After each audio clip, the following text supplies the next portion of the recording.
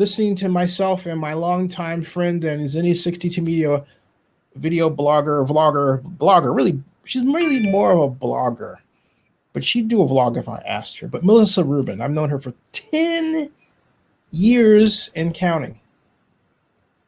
10 years. Wow. We have on our yeah. She's a Baltimore Ravens fan. She's dyed in the wool. She's a Balti type. Can you be a Balti type? Can be a Balti type. I guess you can. But she's bald. She's whatever. Mr. Richardson, how you doing, man? I'm doing good. I have a friend that I'm trying to convince to be a Baltimore fan. He was originally a Cleveland Browns fan, but when Modell moved the team, he walked away from the NFL.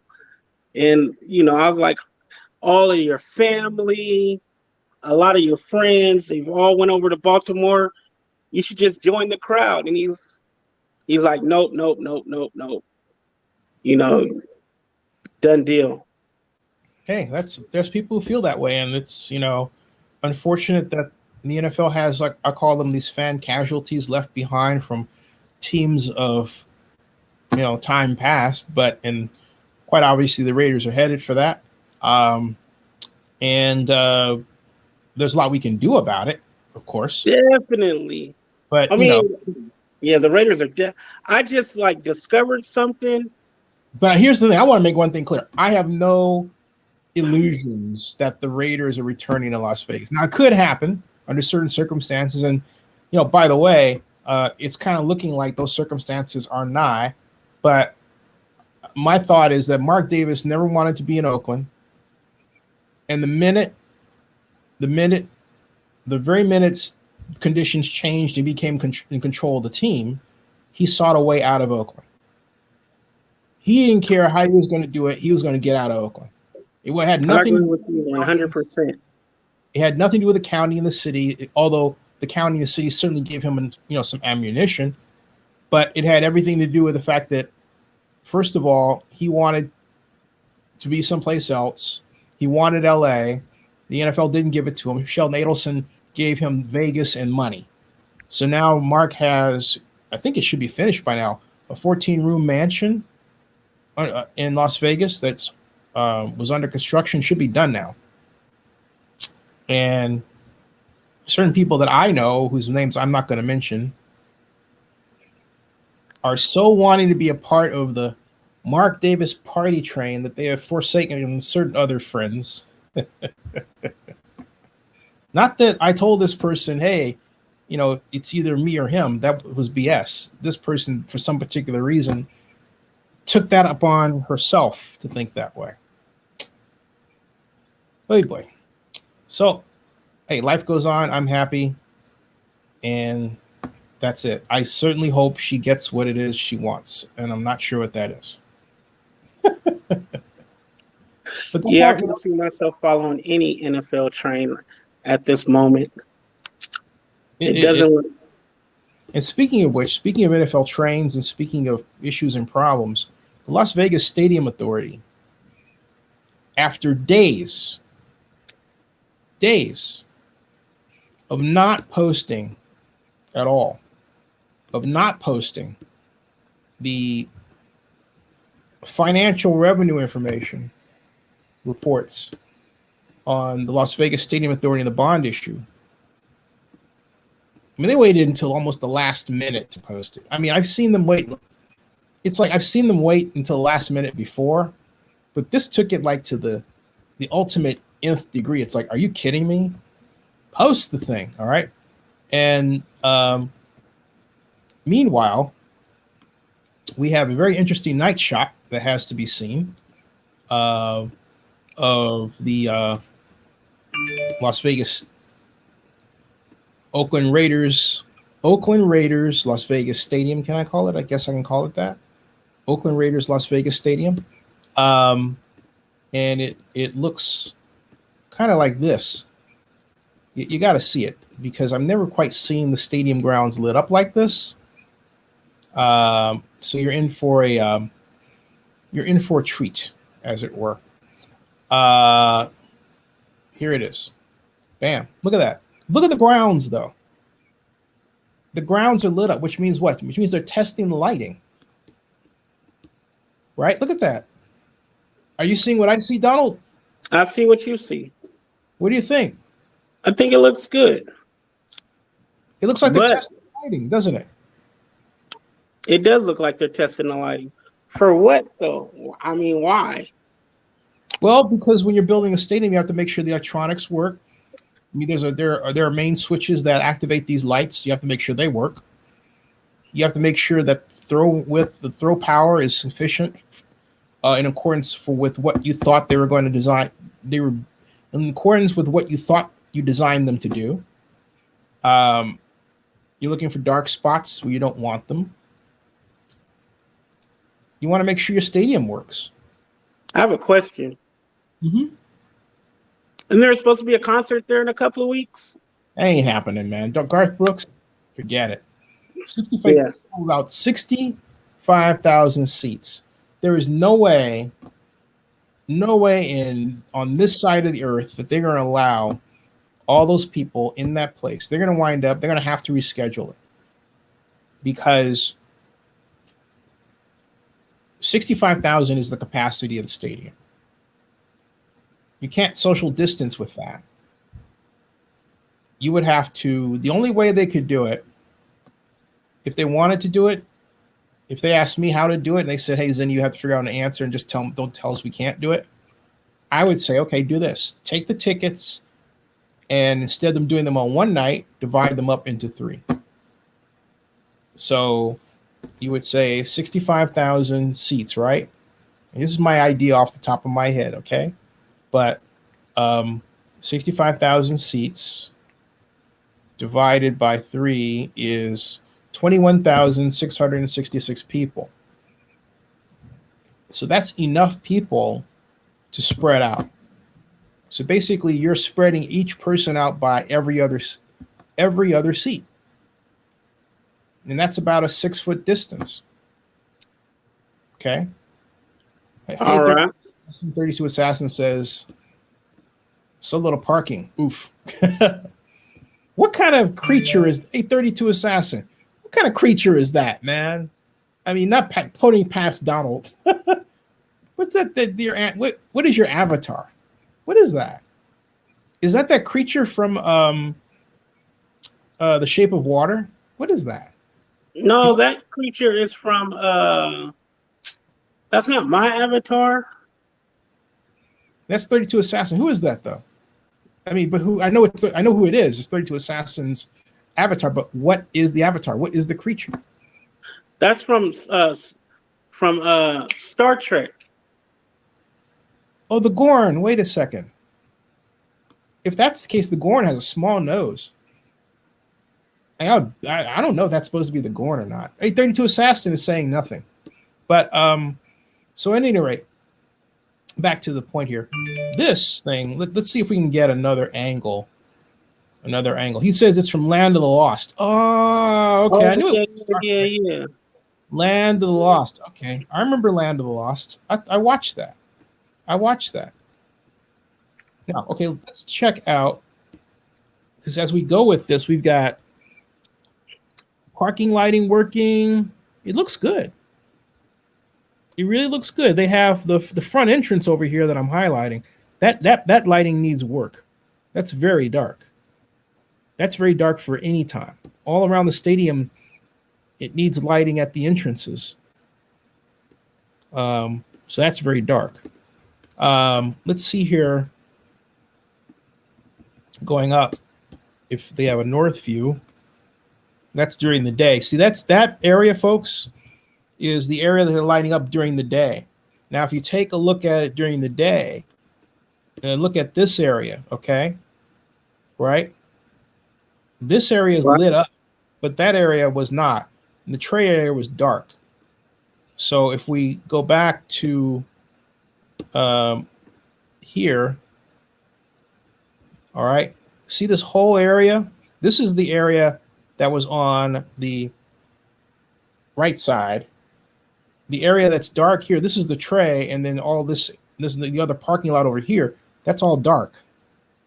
There's a little area here that's got some, I don't know what these things are. All right. But clearly they have some more work to do. I mean, they've got the lighting working, and it's clear that what's there is a great start, but they've got a little more work. You can also see there's a stadium. They are inside working. Stadium lights inside have just come on. I don't know if you can see that, Donald Richardson, where you can actually see through it now. You see that? Yep. So they're still at work. It is 9:22, back where Donald and the rest are on the West Coast. If you're, up there. So it's clear that they're still working on it, and the stadium is far from a point of even substantial completion, but it's getting there. It's not going to be complete until December, according to its own schedule. All right. Interesting. Well, I got questions. Yeah, and while you're asking, Okay, because I'm gonna present the pièce de résistance. the first actual football game scheduled, not NFL, but the first actual football game scheduled is August 29th. UNLV Cal, that's versus Cal, August 29th. Where you been? That's history. That's history, dude. That's history. You didn't hear that? You didn't hear that news? No. Wow. Okay. Well, that's why you're here. Okay. Because the Pac-12 has gone all conference this year because of the pandemic, which means that conference games only will be played. Traveling games that are non-conference, like Cal traveling to Allegiant Stadium to play UNLV, out. Gone. So there's no Cal UNLV. And then on top of that, the NFL wants to have a 2 preseason game schedule, but guess what? The NFLPA wants no preseason games. Okay? So there you go. Let's go through these comments. Bowen says, Raiders, Las Vegas Stadium Authority, $10 million in budget, deficit due to pandemic. Yep. Like a lot of other things. July 6th. Yeah, that's true. But here's the thing though, okay? If they had tax increment financing, as I told them to do at the Raiders sponsor party 2 years ago, not last year, but 2 years ago, guess what? They would have had an extra $200 million at least. They could have bonded for revenue from the area around the stadium. All those properties are being bought because they are anticipating that the Raiders are going to drive up value around the strip. That was going on a lot. Average property went from, I think, 1.3 million to just north of $2 million in value in about a year and a half. So all that could have been factored into your tax increment financing, which was part of the original legislation, and they would have had extra money to deal with the pandemic. But no, the extra PSL money is offset by the sponsorship money, because you have sponsors that are not going to pay their entire freight because of the pandemic. And if you don't have games, the sponsor can say, hey, wait a minute, I'd love to help you. We didn't have any games because you weren't able to host them, so we can't pay you. And if there's no season at all, woo. Okay. So it's not. So my point is, this whole situation, I mean, yeah, the pandemic is definitely a problem, but I'm going to be very blunt with you. If they had taken, I'm going to play Michael Madsen in Reservoir Dogs. If they had done what I told them to do, they wouldn't have been in trouble. And one of the things that I said was, hey, look, not only that, but have a 1.4% hotel tax rate rather than 88,100 to 1%. So you're bringing in more money so that your debt service reserve is bigger so you can cover for a longer period. You don't have that. This debt service reserve they have is going to carry them, yeah, maybe for another year, but then when it runs out, because of the way the tourism numbers are going, I'll get to that in a second, they're not going to recover in time at all to avoid having to dip into the Clark County taxpayer. The only savior for the Las Vegas Stadium Authority is the federal government. I said that before. I said that. I'll say that again. And the league should reach out to the government to get the money for both Inglewood. Well, Inglewood needs it to a lesser extent because of the way it was financed, but it still needs it. Inglewood and Las Vegas. That's what's sticking out there. So 32 Assassin says land for the loss, and then he says Slee Stack. Oh, Slee Stack. What is that? Hey, Mr. Watson, I still owe you an email. 32 Assassin writes, Bill Lambier was actually a Slee Stack on the show when he was a kid on Land of the Lost. I didn't know that. And Sean Watson says of the stadium, and I did hear that. It's beautiful, huh? I did hear that. That was on the NFL Films. Was Slee Stack? Yeah. What's Slee Stack? Slee Stack from Land of the Lost. Bill Lambier was Slee Stack in Land of the Lost. But what is Slee Stack? That's circuitous. What's so you don't know? Yeah, I'm not gonna impersonate it here. My impersonations are not so good. Well, wait. You're telling me this thing is Slee Stack. That right? That's what you're saying. Yeah. With the googly eyes. Yeah. Well, hold on a second. Let me take a bit of I'll come back to that. What? Slee Stack.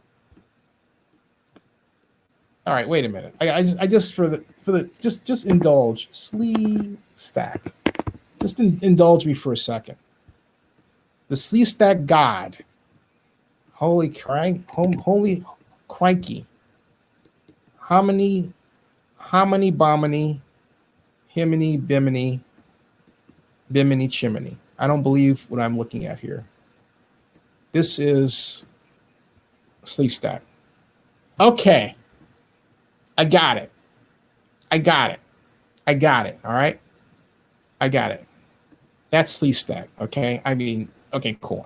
Now my life is complete. My life is completely, I got it. Cool. Now we can talk about this. Thank you, 32 Assassin. All right. Room tax revenue. As you can see, this is what we're looking at. And I'm going to thank you for Slee Stack very much. The name of the alien race. Yes. Well, and so Sean Watson says hello. We'll go back to here. We're good. It's beautiful. We'll go here and cool. We got that one. All right, cool. All right. Now our lives are complete. Onward. What you're looking at here is the monthly room tax revenue. Now, where you need to pay attention, all right, is the damage that was done right here. All right, see that? That's where I got the cursor, okay? Right there. See where I'm circling that, Donald? No. You don't see the monthly room tax revenue chart? I see the chart, but it's small. I'm trying to bring it up on a bigger screen. Oh, right on. Okay, cool. Yeah, it's where it is I have actually, you know what? It's slow on yours, so it's not showing my my pin, if you will. So okay. At any rate, I'll do my words. Okay, so if you look at the extreme right, you'll see it's just two orange bars. Yeah. Nothing, right? It's because the blue bars, which represented revenue, are so small, they are barely visible. All right? Those blue bars represent hotel stadium tax revenue taken in for April of this year and May. March is when the pandemic started to hit and when the shutdowns happened. So you got a 50% reduction then. That's why the blue bar is half of where it was in February. Okay. So what were they in April and May? Well, let me tell you, normally the Stadium Authority takes in roughly let's say an average $4 million a month. Okay. Not this time. In May, they were at, get this, for April, alone, April is at $143,419. May, it was at $118,750. Let me repeat that without the chart to look at you. I want to emphasize how important this is. The hotel tax revenue, the visit in Las Vegas was so bad because of the pandemic and the shutdown that the money the Stadium Authority took in went from an average of $4 million a month to just over $100,000 a month. From $4 million to $100,000. An over 95% reduction. And there's no sign that that's going to get any better anytime soon. In fact, June looks worse. You got that? Got it. Okay. That's what we're talking about. This is a horrible situation that is reflective of the pain the hospitality industry has been going through. And these damages are deep. So we looked at the monthly revenue side, which is on the left. If we take a look at this fiscal year to date on the right, we see a dramatic drop. Or you want another one? Look at this. You see the chart, trailing 12-month room tax revenue. Normally, the line prior year was, pretty much constant, and winding up at about 45 million. This year, it's at 36 million. It's dropped. Boom. Okay. All of this reflects the amount of money for the bond issue. Now, the bad news is the 36 million that they took in is just about, if I got my ledger right, it's only about 2 million more than the bond debt without the debt coverage ratio for that year. I mean, it's really way down, okay? And that's as of May. So, okay, this is fiscal FY 2020. All right, at this time. So we've got, and excuse me, sir, I misspoke. What I meant to say is that the monthly revenue that's taken in will, when all is said and done, be on a per month basis, it's already less because you've got an average of 4.1 million, actually 4.4 million with the debt coverage ratio. And I would say, what's the debt coverage ratio? The debt coverage ratio is the amount of money that you need to take in to pay for the bond issue, called the bond debt, times one, in this case, 1.5. Now, a normal municipal bond issue has a debt coverage ratio of 2. But Clark County was allowed to get away with a bond issue that had 1.5.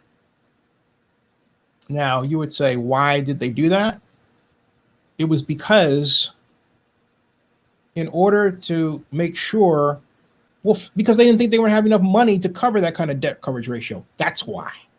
Because they were going to need more tax money, because they were going to need a higher rate. Here's how everything fits together, folks. And here's why we are where we are. Because, and I'm just being I'm just putting it where it lays. Okay, I'm putting it where it lays.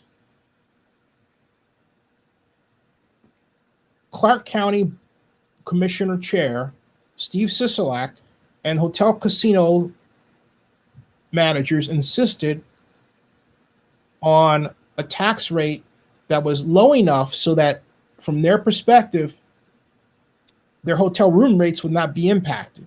There's even a table that was put in the Southern Nevada Tourism and Infrastructure Committee report for, I believe it was June of 2016. I can find it, but not right now. Which compared, actually it wasn't June, excuse me, it was March, which compared of 2016, which compared, all right, different room rates at different tax rates to look at what's called the elasticity of demand. In other words, the likelihood mathematically and theoretically that somebody would be dissuaded from buying a hotel room because the hotel tax was at a certain rate. It wasn't quite that sophisticated, but that was the idea. It's called the elasticity of demand study, okay? That study and the talk originally pulled them away from what was to be a 1% rate to a 0.7% rate, but then they went back and did their analysis and said, hey, we're not going to have enough money to have to take in at a debt coverage ratio of 1.5. So we need to up the tax rate. So they settled on 88 100ths of 1%. It should have been 1.4%. At 1.4%, you can have a higher debt coverage ratio of 2, which means what? It means that you have, unless a situation, because it means that if a situation happens like the one that we're in, they would have more years' money to use to pay down the bond debt. This is a 30-year bond issue. But Jeremy Aguilo and the media have been talking as if this is like an immediate thing, like, oh, well, is it going to happen tomorrow? Well, the question is, what's going to happen 5 years down the road? And right now, because of the pandemic and the fact that they didn't take the necessary precautions, it's 2 years down the road and not 5. 5 years down the road is enough time for us to get things together, right? Right. But in 2 years, because of this thing, they're going to be in trouble. All right. So they're going to sing this happy song about, oh, you know, the debt coverage ratio, yada, yada. They need to ask for help from the federal government in order to keep their mitts off the taxpayer's coffer. Otherwise, it's going to go there. You understand what I'm saying, Donald? Yeah, I understand what you're saying. But my question is, how are they going to be able to do that? Legally, how are they? How are they going to be able to do? Explain, please. You say, how are they going to be able to do? How are they going to be able to go to the federal government and get that money legally? You ask. You already have, look, procedurally, and it's a good question. It's not a, it's a procedurally, you file what is called, and this is what we're talking about, folks. Welcome. You file what's called a disaster declaration. I believe Nevada already has one. If not, they're going to file one. And under that disaster declaration, with respect to the pandemic, that disaster declaration has guided all of the help legislation there is, from the PPP programs and everything else. So Nevada, I believe, I'll check on my email because I get emails from the White House about this sort of thing. If you, under the disaster declaration, they can make a plea straight to the President of the United States for assistance. The president could sign an executive order. In fact, the president said about 3 months ago, when he started the sports task force, that he planned to, I'm paraphrasing, bail out, get help for, however you want to put it, the sports industry. The sports industry is really more than just the sports industry. It's the hospitality industry. It's the restaurant industry. It's all the other industries that are dependent to some percentage degree on sports for their success. And quite obviously, Las Vegas believes the sports is key to its future, or it wouldn't have went through the trouble it did to get the Raiders or hockey, or let's talk about NBA basketball or Major League Baseball. You see what I'm getting at? Does that answer the question? Yeah. So that Kevin says, blessings, Zuni, love from Houston. How you doing there? How are you? Nice to have you here. So that is what they would do. It would come from, ideally it should come from senator or congresspersons or both, as opposed to the mayor and the governor. Or the governor can make the governor can make the request too. But for the governor to make the request, given his political position, and I don't mean as a Democrat or Republican, I mean his tie to the stadium, it should be more, it should be part of a broader ask. It would have to be. I mean, I could see Sisolak requesting somewhere in the neighborhood of 2.5 billion, 3 billion. He really needs, okay, should ask for 30 billion in assistance. 30 billion in assistance would really go a long way to help out Las Vegas and Clark County, and use that for a special business fund and everything else for hotels in the area. But that's what he needs to do. Because right now, I mean, I don't know if you've been keeping tabs of Las Vegas. I have. But it's hurting. I know. So what do you think should be done? You know what? Personally, I'm not for bailing out big business. I've never ever. I mean, go ahead. I asked you, but finish your thought. Yeah, I don't believe that the governor should go and ask, okay, for billions of dollars to bail out casinos, to bail out these the NFL, the NHL, or their bid for the NBA. No, that's not. To me, that's like criminal. Because those guys. No, wait, but you don't understand how when we talk about bailout in the pandemic sense, I think you misunderstand. You're thinking about it in a conventional sense as if there's no problem. But go ahead. I understand what you're trying to say, and I understand that money is going to be used to revitalize the economy in Las Vegas. No, you don't understand what I'm saying if you think of it that way. Okay, well, please enlighten me. Okay. That's the way I see it, and and I know that's the way other people are seeing it. This is why going to see it. Okay, look, you're in business for yourself, right? Right. Okay. Did you fill out a PPP loan request? I didn't have to. Why? Because at the beginning of this, there was no legal requirement to do so. Right. My question is, let me ask you, why? I mean, I'm not concerned with why you didn't have to. You were aware it was there. Right. Okay. Stop you right there. You're aware it was there. You have a business. You could have easily tapped into it for assistance for your business. How you choose to run your business is your business. Okay. But as a person who went to school to do economic planning and economic development, everything that I'm explaining to you rests from this mindset. I wrote a document on Oakland News Now that if you go to Oakland News Now, it's fact. In fact, I can actually show it to you. But what it does is it explains, because it's worth reading, I'll put the link up to it, that we need $9.8 trillion to basically keep the economy afloat. Now, why did I say 9.8 trillion? for an economic stimulus because it's based on, and I explain it right here in this document. It's based on, let me see if I can replace this with this for a second. And there it is. And voila.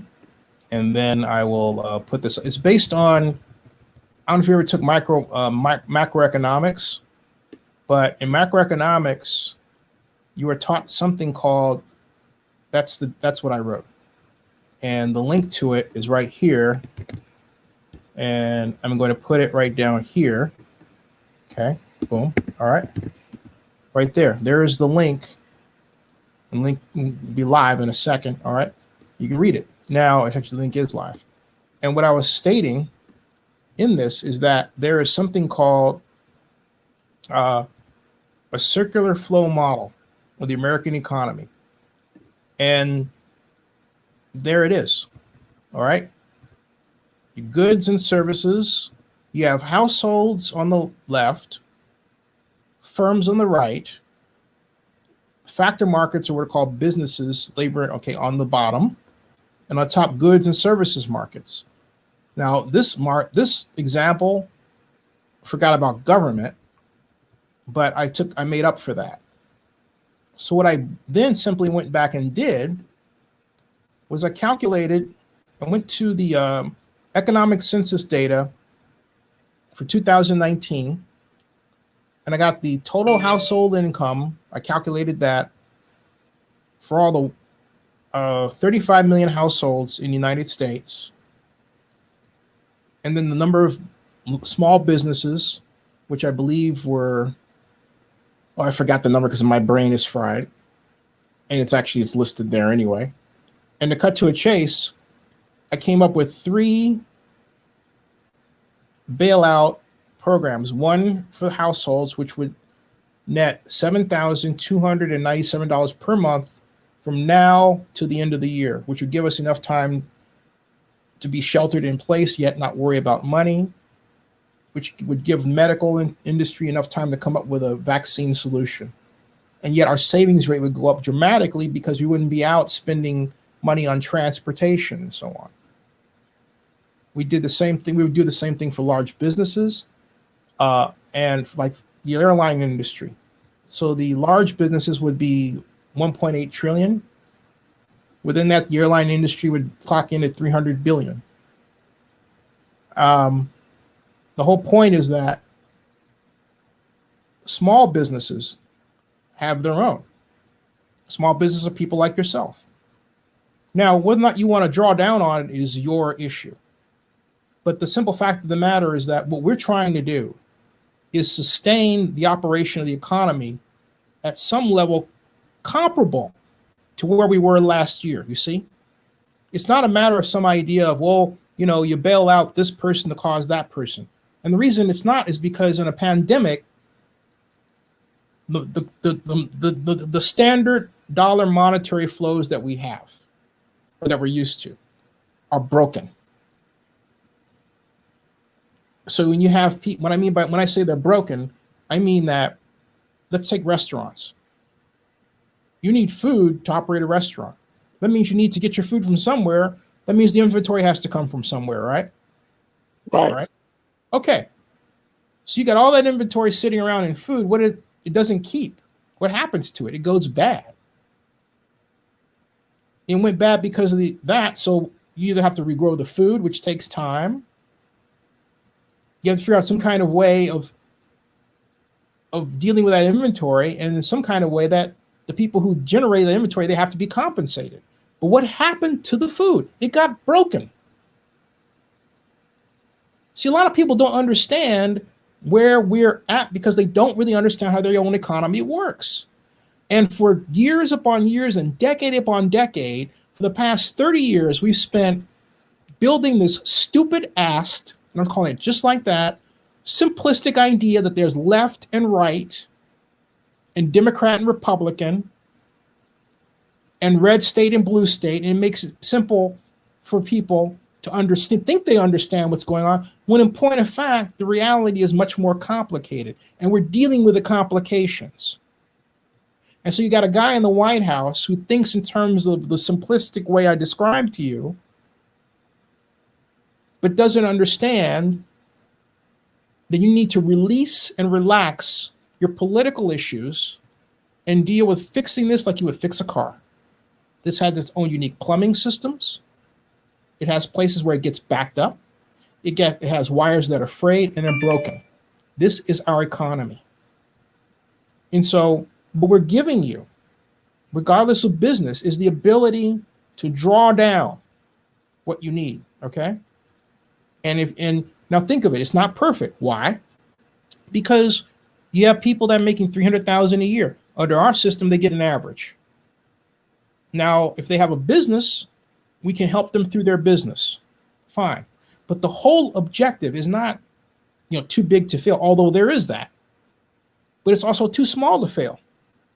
Because you have many millions of small businesses, which in total make up the backbone of the American economy. Too big to fail. But my point is this, and this is a fear that I've had, and it still remains intact. And the fear is simply this, that if we allow, some of you are thinking this has nothing to do with stadiums. Folks, this has every fucking thing to do with stadiums. Get smart. Everything. And your Zensters out there, get smart. Everything. Okay? Point that I'm making is that my fear, and if the NFL doesn't happen, that's my biggest fear, have come true, that we let our American economy sink into levels that are irreparable given our current mindset. We have allowed ourselves to descend into the position of a third world country because of stupid ideologies. Rather than saying we have an economy, we need to fix it just like you'd fix a car. Forget the politics, forget what you think about bailing out and all that stuff. People are dying because of this. Some people, they can't have a doctor in call or equipment because it's not that the money isn't there. Oh, it's there, but it's not being allocated. Government exists to do that. We were in the middle of World War II. Do you know how much money we put into the economy during World War II, Donald? No. 4 trillion, 600 billion. I repeat, 4 trillion, 600 billion. No one batted an eyelash about it. And that was in equivalent dollars to today. Okay? No one batted an eyelash. Oh, someone comes along and says, oh my God, well, you can't do that because the interest rates are going to go through and just let the market handle it. Market? The market is us. Do you know what we did, Donald? What did we do? We fixed the interest rates for 5 freaking years so that wouldn't happen. We've lost the intellectual ability as a society to overcome our own problems. And if that doesn't scare you, it should. It's not a matter of, well, maybe. No, it should scare the crap out of you. We've lost the intellectual ability to fix our system. And now it's like every person for themselves. This is how stupid it is.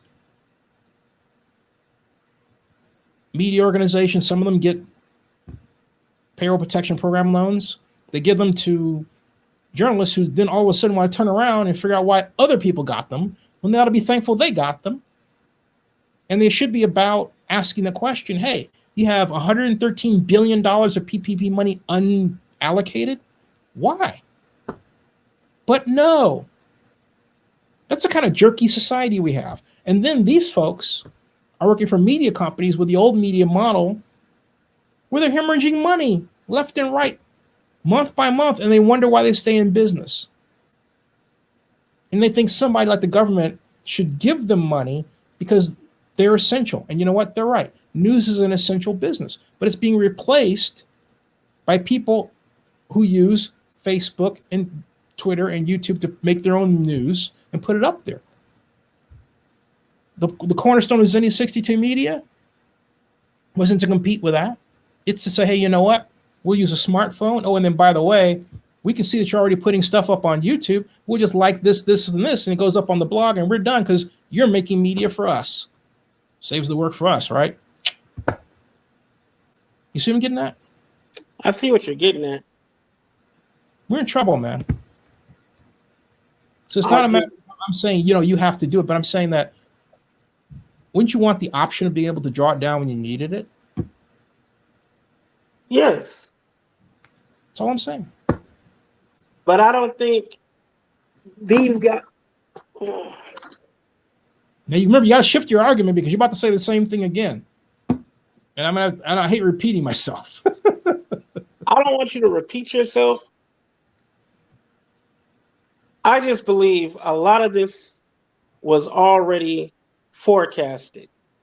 Not the pandemic, but the trouble that this whole project was headed down.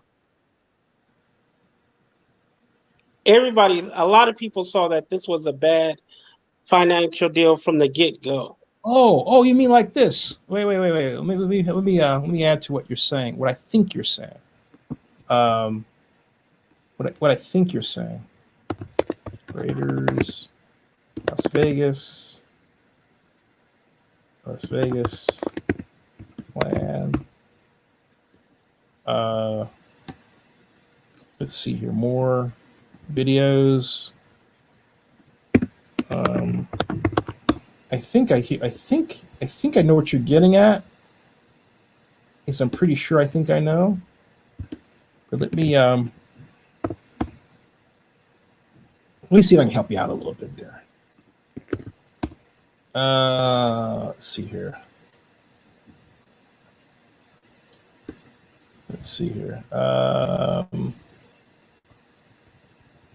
Where was that? Because this. Oh, Like wait, this I was, found it. Hold on. I found it. Yes. Okay. This. And then boom and boom. Yeah. And then boom. You're talking about this. Let me try this from the start, okay? And then let me unlock. All right. My opinion regarding Mark Davis Las Vegas proposal. Now, hold on a second. This was, by the way, Donald. This was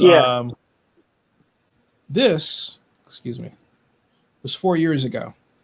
I made this 4 years ago, April 30th, 2016. Here we go. A number of you have asked me for my opinion regarding Mark Davis Las Vegas proposal.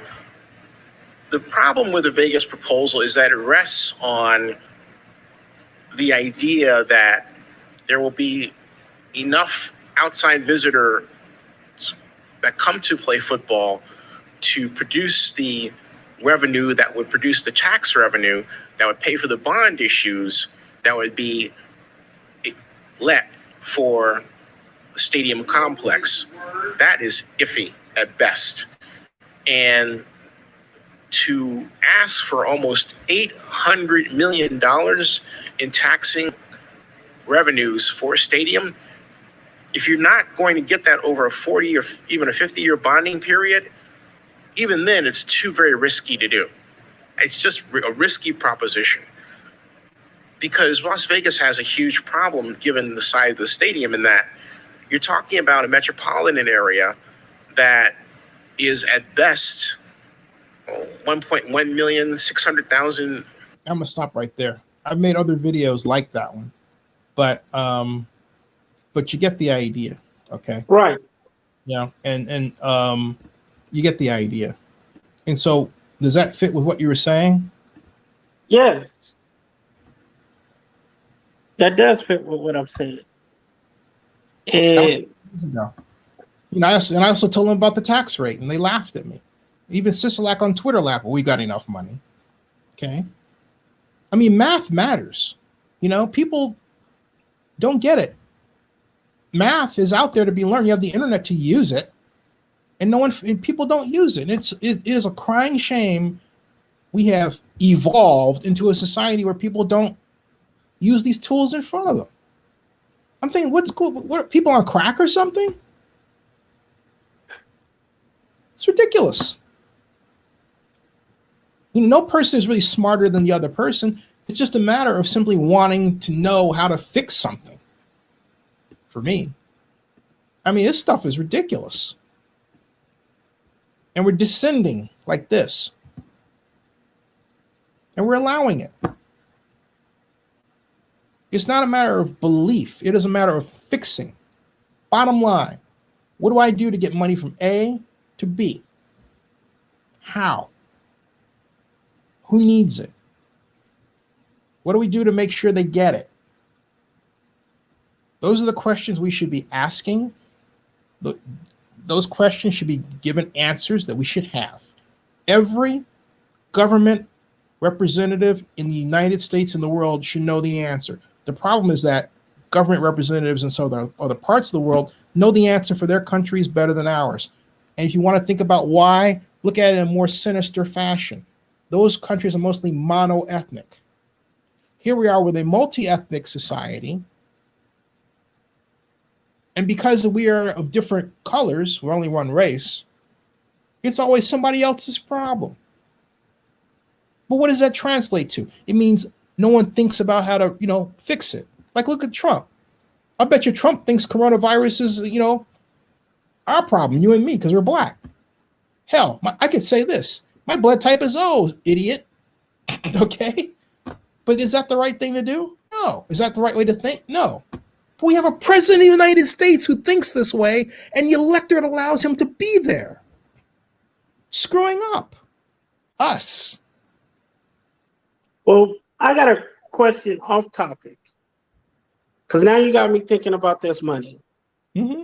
And there are a few people in my circle that have businesses, and we all of the same opinion not to apply for it because we don't know the ramifications that are going to come behind it after we apply for it. And if we were to be granted that money, we don't know, like, we're not educated in those stipulations. And they do keep changing. But it's a good question. You're talking about the payroll protection program? Right. Yeah, because Zenny 16 Media has one. We're beneficiary. And I didn't sign up for as much as I needed. So I've had to manage it for vloggers like yourself. Okay. And otherwise I wouldn't have been able to pay anybody. And I knew that the needs, and then I had clients that were paying, and I thought, oh no, I may lose them. So I filled it out, and then the first time I filled it out, I thought I did it the wrong way. I had a dream. This is how weird my mind is, man. I had a dream about the mistakes that I made. Seriously. And I got up at 4 a.m. and fixed them. And then filed it. And Bank of America, you know how people say, well, oh, it's a large bank. They're not going to help you because you're black. Bank of America really helped me. They sent me an email, not one time, but 4 times in the same day. Mr. Abraham, we want you to along with the SBA, get your application in. Okay. And then when they sent me the email about the promissory note, they said it was going to take me 2 days to get the loan. But it turned out they had deposited the money that day. That was a Saturday. And so I was able to see Zenny 62 Media as a going concern for the long. We don't need a little bit to go a long way. And our clients have given us substantial amounts over the past 2 years. They're happy. So, but I needed this because in a pandemic, you just don't know. Now, in terms of paying it back, the rules are essentially simple. You have to spend, and this is really easy to do if it's your sole proprietor business, you spend 75% of it on you, payroll. What you do is you take that money and you make sure you have multiple accounts. You put it in another account where you're more likely to pay yourself, not your business account. You should have 2 accounts. Zenny 62 Media is a separate entity. It's not me. I'm part owner. There are other people like you who have stock, right? Right. So that company, even though they're 2 voting members of the board, but I'm one of them. But point that I'm making is it's a separate entity. So you need to have two accounts. Okay, I hear you. And because, and here's the thing: if you're working with Bank of America, you should get an email from them telling you that they're going to send you an email in August about filling out the loan forgiveness part of it.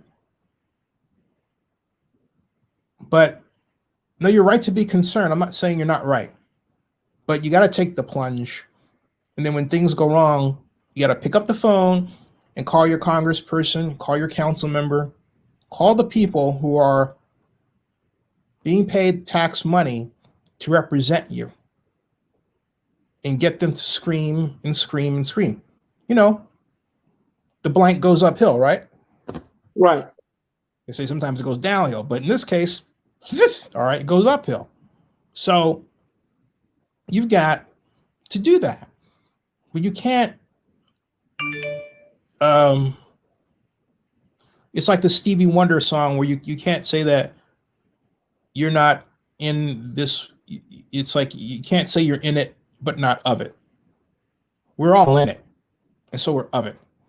And so what you have to do is apply for it, apply with a regular bank, my recommendation. And the other reason is, like, for example, I'm not taking anything away from MBE Capital Partners, but it is a criticism. This is the organization that partnered with Magic Johnson to get PPP loans that were not allocated to Black businesses, right? Well, here's the problem, okay? The way they design their application, you have to have been in business for several years. If you're just starting out, like in my case, and I told them, first of all, I had a PPP anyway. I didn't know I couldn't sign up for two, but I looked at the rules and I withdrew mine. I said, hey, you know what? I can't do this. But I realized that Zenny 62 Media was incorporated in December. It's new.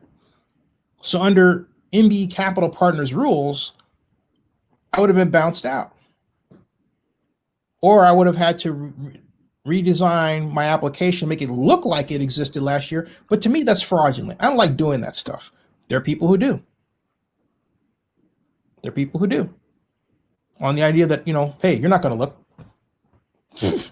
I don't roll like the way.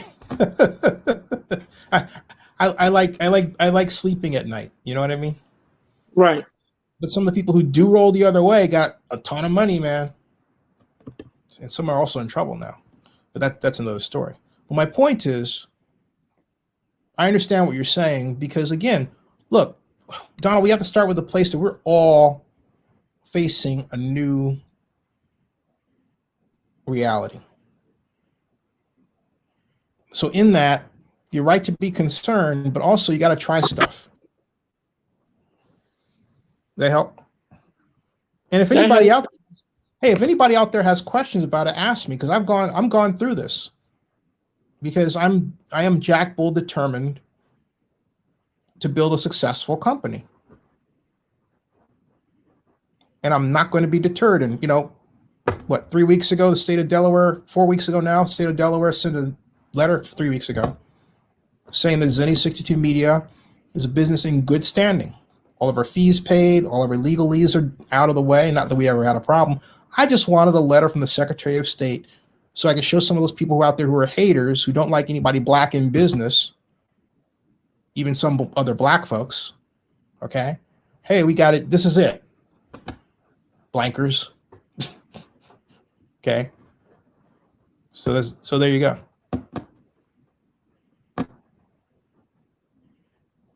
There's silence. Did I lose you? No, you didn't lose me because I'm on my bank's website right now.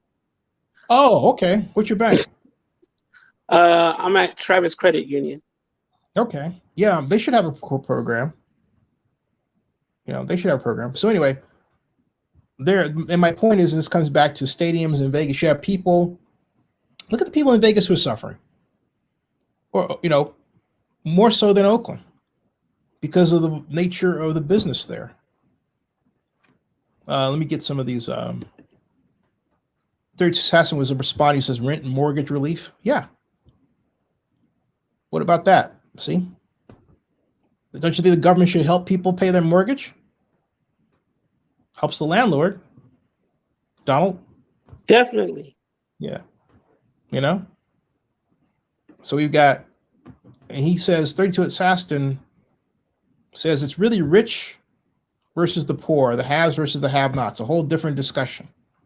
I think we lost Donald. No, you didn't lose me. I'm still here. Okay. Yeah, 32 Assassin says it's really rich versus poor, the haves versus the have-nots, a whole different discussion. Actually, it's the same discussion. And the point I'm making, 32 Assassin, is that we're not at a point where we need to have culture wars.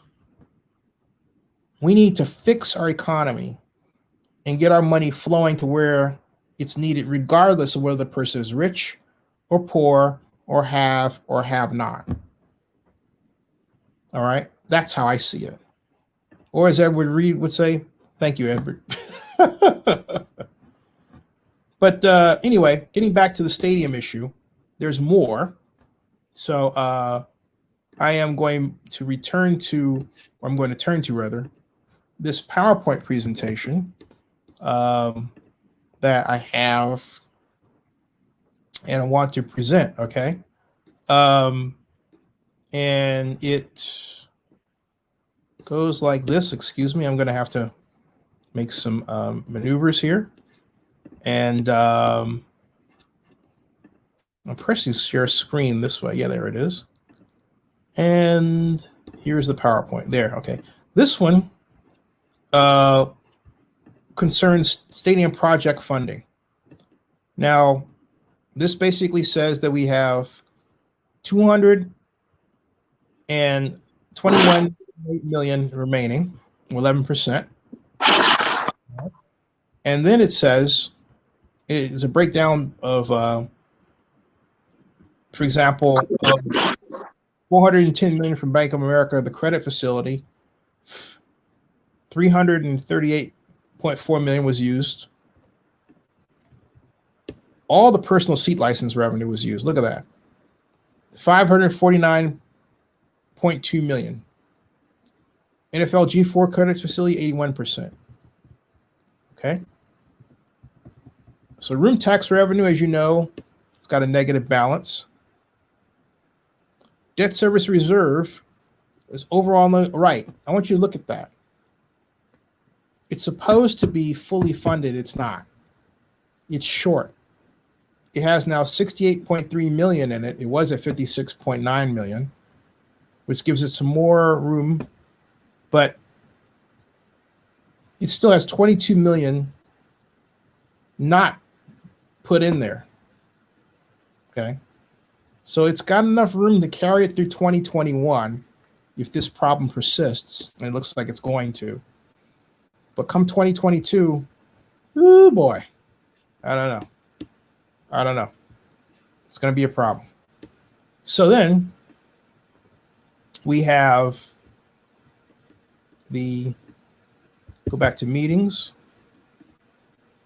and we'll go back to the revenue report that I talked to you about earlier. And I'll present this part and we'll close it out here. Hey, Donald, did we lose you? No, you didn't lose me. I'm listening to you. Oh, okay. So I just didn't want to cut you off.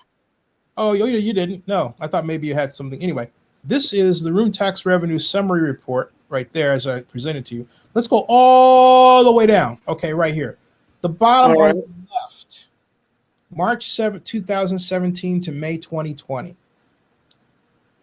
I'm going to point to you one thing. It says difference, negative 10,034,800. That's a lot of money, bro. That's the problem. And it's, you know what? You want to see the real deal? June money is even in, man. This stuff is just starting. And look, they went from in March, the difference was a negative 2.4 million. Then April, then a negative 4.2 million. And then in May, a negative 4.5 million. So basically, we've lost 54.4% over the previous month in March, 96.7% over the previous month of April, and then 97.5% over the previous month of May. That's tragic. Okay. You know, it almost makes me want to look at the Las Vegas Stadium, the Las Vegas Convention and Visitors Bureau's Authorities Convention Center project, just so I can feel better about things. Look, the LVSA, if this stadium project were under the purview of the Las Vegas Stadium Authority, the Las Vegas Convention and Visitors Authority, you would have had a bond issue with a debt coverage ratio of 3-1, not 2-1, not 1.5, 3-1. That's the way they roll. They don't get caught like this. Stephen Hill's over that, and I think Stephen almost pretty much said, you know, he wished that they had done it under the Convention and Visitors Bureau and not this way. But the reason why they're in this position is because Sheldon Adelson didn't want, if that had happened, Sheldon Adelson would have figured out a way to he'd have lost it.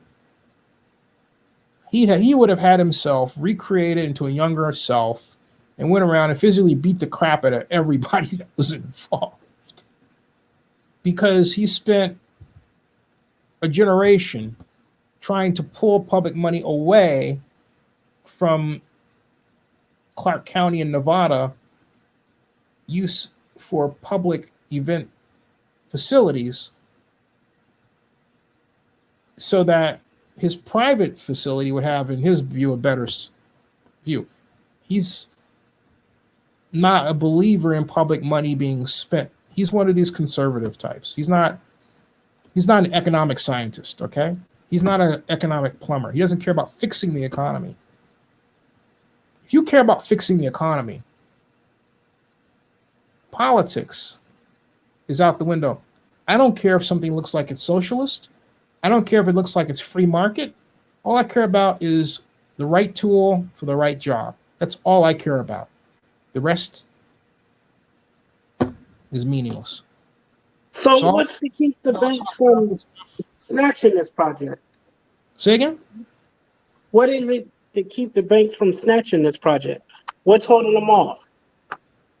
Well, right now what's holding them off is that, first of all, just like you're trying to figure out the PPP, right? Right. It's all new. Hey, second, so they're trying to figure out, how do I explain it? It's what happens from a standpoint of systems theory. When you get into a situation that's not steady state, what happens? You try to adjust, right? Right. This is steady state. If I knock it off, I want to get back. It's this period that we're in. They're trying to adjust. Now, what that means in terms of detail is any number of things. You have to remember the banks have government and constantly shifting government regulations to deal with that favor the consumer. And you also have banks that simply want to, in the case of like the National Football League, really want their business. I mean, last thing if you're Bank of America that you want is to piss off the NFL while it's hurting, because it's not going to forget it when it's well. See what I'm getting at? Right. That's just human nature, man. So now, does that answer your question? That answered my question. Okay, all right. Although I had a feeling you wanted me to ask me another one about the Raiders. No. Let me go check on my mom real quick. All right, here's the thing. Hold on. So before you do that, I'm gonna you already focused on something else. It is 1 hour and 9 minutes, and we're already losing our viewers who got what they wanted. So I will. Hey, folks, thanks around. Thank you, Ed Reed. And we'll be back tomorrow Actually, I'll be back at 4 o'clock tomorrow with a special live stream on Las Vegas Stadium Authority meeting, which should be, well, it's always quite interesting. All right. Thanks, everybody. And All right, everybody. we'll see you soon. All right. All right, we will pick this up. Okay.